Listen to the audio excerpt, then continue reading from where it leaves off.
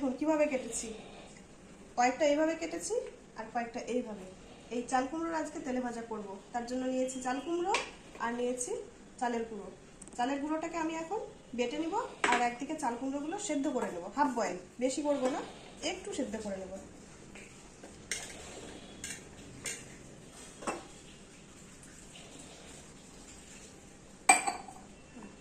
এই যে পর্যাপ্ত পরিমাণে জল দিয়ে এখন একটুখানি সেদ্ধ করে নেব। চাল কুমড়োটা সেদ্ধ হোক, এদিকে আমি চালের গুঁড়োটা বেটে নিব।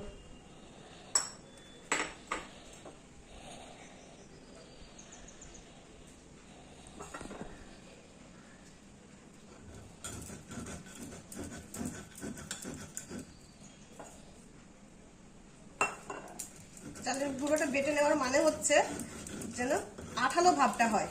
চালের গুঁড়োতে তো আর আঠালো ভাবটা হয় না, বেটে নিলে আঠালো ভাবটা হয়।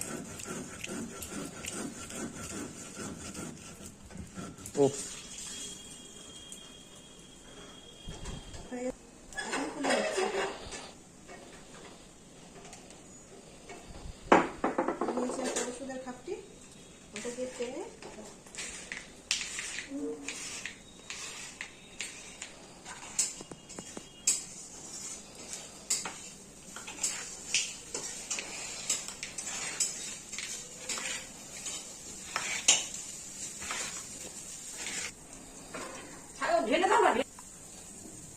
হ্যালো বন্ধুরা, দেখেন আমার চাল কুমড়োটা সেদ্ধ হয়ে গেছে। ঠিক এরকম সেদ্ধ করতে হবে, বেশি সেদ্ধ করলে আবার হবে না। এবার জল ঝরিয়ে নেব।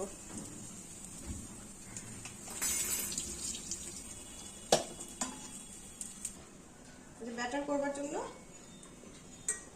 বেটে রাখা চালের গুঁড়োটা ঢেলে দিলাম, দিয়ে দিচ্ছি পরিমাণ মতো জল।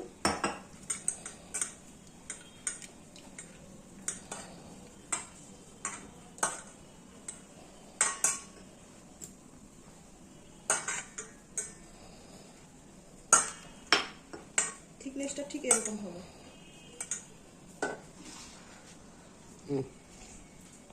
লবণ, হলুদ, কালো জিরা, সবগুলো সুন্দর করে ব্যাটারের সাথে মিশিয়ে নিলাম।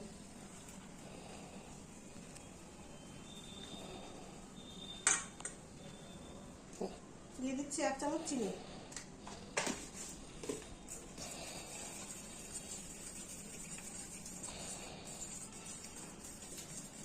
এইভাবে সুন্দর করে সমস্ত উপকরণগুলো ফেটিয়ে নিলাম।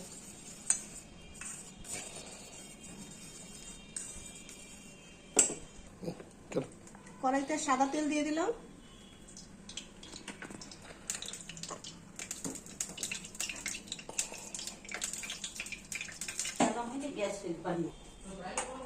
এক এক করে এগুলো চালের গুঁড়োর ব্যাটারের মধ্যে মিশিয়ে ভেজে নেব।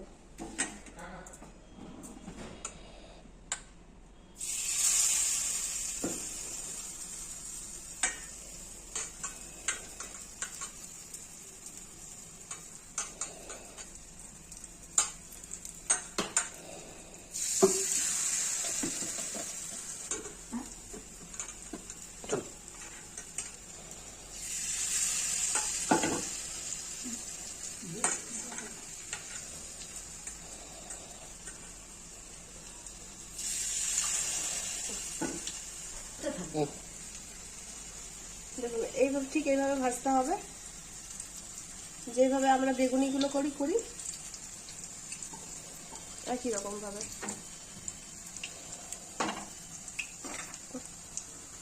এখন উল্টে দেখাচ্ছি, এই সাইডটা হয়ে গেছে। দেখুন কত সুন্দর করে হয়েছে।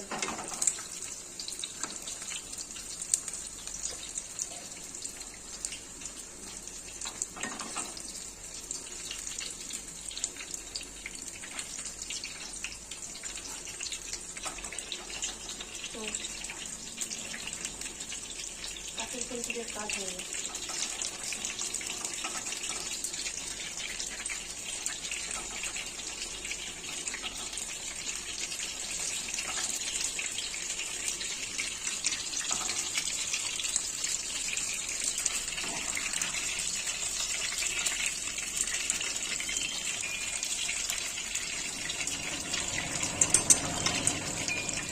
আবার এরকম এটা বলুন।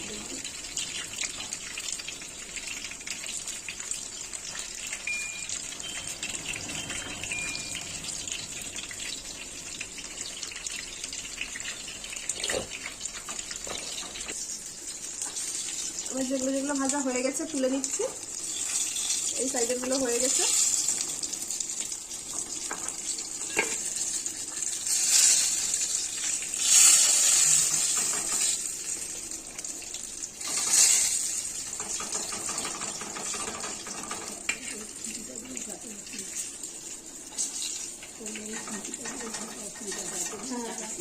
কাঠের খুন্তিতে ধরে পাল্টাতে সুবিধা, তুলতে অসুবিধা, পাল্টাতে অসুবিধা, সেই জন্য কাঁটা চামচ ইউজ করছি।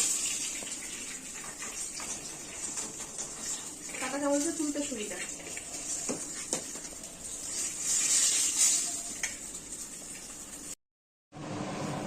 হ্যালো বন্ধুরা, আজকে করব চাল কুমড়ার নিরামিষ রেসিপি। আমি কিভাবে করি এই রেসিপিটা শুরু থেকে শেষ পর্যন্ত দেখবেন, আর কি কি নিচ্ছি, কি কি উপকরণ লাগছে সেটা ভিডিওটার সাথে সাথে দেখবেন, সাথে থাকবেন।